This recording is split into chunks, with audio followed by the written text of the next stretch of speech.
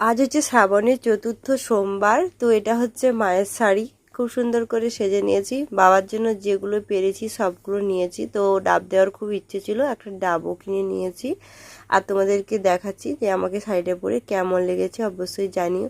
তারপর সমস্ত কিছু একা হাতে তুলে নিয়ে নিলাম। তারপর মিষ্টি দোকানে চলে এলাম বাবার জন্য মিষ্টান্ন নিয়ে।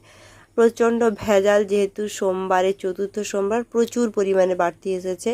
আর এখানে সমস্ত কিছুটা সাজিয়ে নিলাম একটা করে থালাতে। আর এখানে পঞ্চামৃত তৈরি করে নিলাম বাবার জন্য।